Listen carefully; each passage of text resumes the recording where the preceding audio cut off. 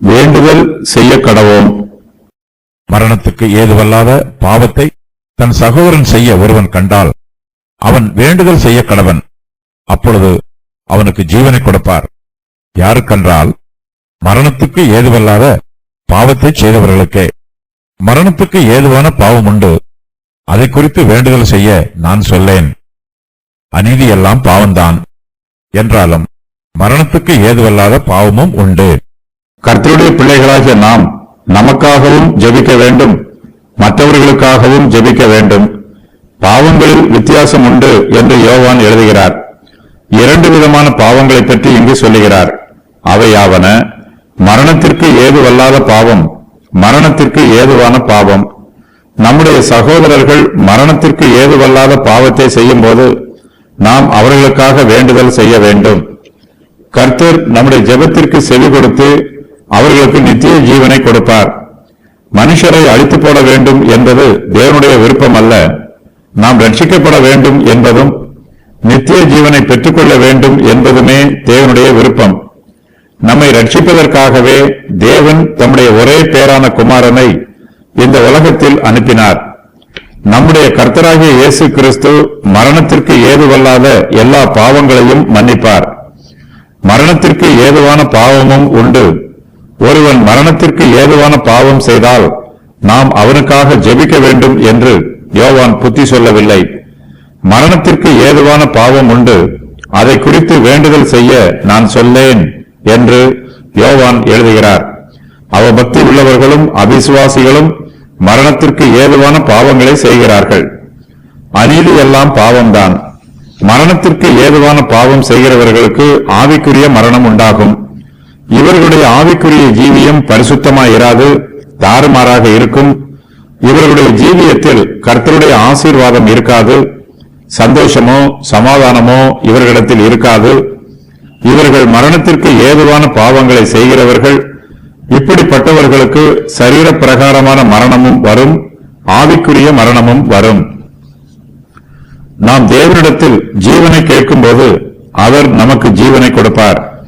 தேவன் ஜீவன் உள்ளவர். நம்முடைய ஜீவனை தேவனிடமிருந்து கேட்டு பெற்றுக்கொள்ள வேண்டும். கர்த்தர் தமக்கு பிரியமானவர்களுக்கு நித்திய ஜீவனை கொடுக்கிறார். மரணத்திற்கு ஏதுவல்லாத பாவத்தை செய்கிற சகோதரர்களுக்காக நாம் ஜெபிக்கலாம். அப்படிப்பட்ட சகோதரருக்காக விசுவாசத்தோடும் நம்பிக்கையோடும் ஜெபம் பண்ணலாம். கர்த்தர் நம்முடைய ஜெபத்திற்கு செவி கொடுத்து அந்த சகோதரருக்கு நித்திய ஜீவனை கொடுப்பார். ஒரு சிலர் மரணத்திற்கு ஏதுவான பாவத்தை செய்கிறார்கள். இவர்களுக்காக வேண்டுதல் செய்ய யோவான் நமக்கு ஆலோசனை சொல்லவில்லை. மரணத்திற்கு ஏதுவான பாவங்களை செய்கிறவர்களுக்கு யோவானிடத்தில் ஆறுதலான வார்த்தை இல்லை. இப்படிப்பட்டவர்களுக்கு பிரயோஜனமான வாக்குத்தத்தம் எதுவும் யோவானிடத்தில் இல்லை. பாவத்தின் சம்பளம் மரணம். சுவிசேஷத்தின் மூலமாய் நமக்கு ரட்சிப்பு வாக்கு பண்ணப்பட்டிருப்பது போல மரணமும் வாக்கு பண்ணப்பட்டிருக்கிறது. நாம் கர்த்தருடைய சமூகத்தில் கருத்தாய் ஜெபிக்கும் போது பாவத்தின் சம்பளமாகிய மரண தண்டனையில் இருந்து தப்பித்துக் கொள்ளலாம். மற்ற சகோதரர்கள் மரணத்திற்கு ஏதுவல்லாத பாவத்தை செய்யும் போது நாம் அவர்களுக்காகவும் வேண்டுதல் செய்யலாம். அப்போது அவர்களுடைய பாவம் மன்னிக்கப்படும். மரணம் அவர்களுக்கு நேரிடாது. கர்த்தர் அவர்களுக்கு நித்திய ஜீவனை கொடுப்பார். மரணத்திற்கு ஏதுவான பாவங்களை செய்கிறவர்களுக்காகவும் நாம் ஜெபம் பண்ணலாம். பக்தி இல்லாதவர்களும் அவபக்தி உள்ளவர்களும் மரணத்திற்கு ஏதுவான பாவங்களை செய்கிறவர்கள். இவர்களுடைய பாவங்கள் இவர்களுக்கு மன்னிக்கப்பட வேண்டும் என்று நாம் ஜெபம் பண்ணலாம். இவர்கள் மனம் திரும்ப வேண்டும் என்று நாம் ஜெபம் பண்ணலாம். கிறிஸ்துவில் இவர்கள் வைக்க விசுவாசம் வேண்டும் என்றும் நாம் ஜெபம் பண்ணலாம். தேவனுடைய ரட்சிக்கும் கிருபைகள் இவர்களுக்கு கிடைக்க வேண்டும் என்றும் நாம் ஜெபம் பண்ணலாம். நாம் எல்லோருமே பாவம் செய்து தேவ மகிமை அற்றவர்களாக இருக்கிறோம். பாவத்தின் சம்பளம் மரணம். அநீதி எல்லாம் பாவம்தான். நாம் எல்லோருமே மரணத்திற்கு பாத்திரவான்களாய் இருக்கிறோம். ஆனால் நம்முடைய பாவம் மரணத்திற்கு ஏதுவான பாவமாய் இருக்கக்கூடாது. விசுவாசிகள் இதில் மிகுந்த கவனத்தோடு இருக்க வேண்டும். நம்முடைய ஆவிக்குரிய ஜீவியத்தில் கவனக்குறைவாக இருப்போம் என்றால் நாம் மரணத்திற்கு ஏதுவான பாவத்தை செய்து விடுவோம்.